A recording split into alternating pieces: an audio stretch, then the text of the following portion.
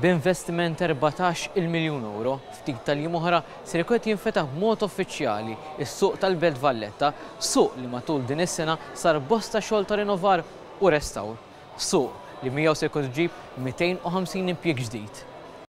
Bħala parti mir-riġenerazzjoni tal-Belt Valletta u preparazzjoni għas-Sena Ewropea tal-Kultura fl-2018, il-Grupp Kummerċjali Arcadia se jerġa' jiftaħ il-bibien tas-suq tal-Belt. Binja ta' żmien l-Ingliż li tmur lura madwar 160 sena. U għalhekk li biex dan il-post jibqa' wieħed ikoniku, l-ħsieb tal-grupp kien li kemm jista' jkun kollox jibqa' oriġinali, b'restawr puntwali u ta' min japprezza fuq dak li ħallew l-Ingliżi fosthom ta' metall fondut, arkati tal-ġebel u ċisterni tal-ilma.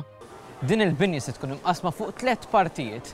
Il-biċċa t'isfel se tkun dak tas-suq tradizzjonali, it-terran ta' hekk fejn nies jistgħu jiġu jieklu xi ħaġa, u fuq spazju miftuħ għal bosta wiri kulturali.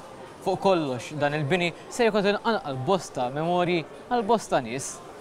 Bi stil monokromatiku jiġbed lajn il-kulur kannella ta' twieqi tal-injam.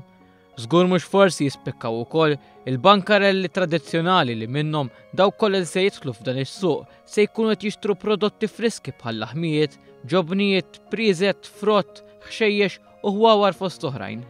Iżda wara xirja tkun pjaċevoli tista' tpoġġi fuq mejda, tuħu xarba friska u dduq xi ħaġa tajba mit-12 kċina miftuħa f'terra narjus. Kxejjen li ġejjin minn bosta pajjiżi, bikel bħala ġin u pizza Taljana, il-pajella Spanjola, il-kebab Tork u fuq kollox ikel tradizzjonali Malti wkoll. Ftit jiem oħra se jkun qed jinfetaħ ukoll is-sular ta' fuq li fih se jkun hemm spazju miftuħ biex fih jittellaw attivitajiet kulturali biex kompli titqanqal il-kultura Maltija u s-suq joffri wkoll sens ta' spettaklu u divertiment. Dan kollu aktar jagħmel is-suq Malti post ieħor fil-Belt Valletta ta' ħarġa li minkejja li jfakkar bosta nies fit-tfulithom qiegħed jibni legat ġdid ta' belt li kull ma jmur dejjem qed tiġġedded u tissebbaħ.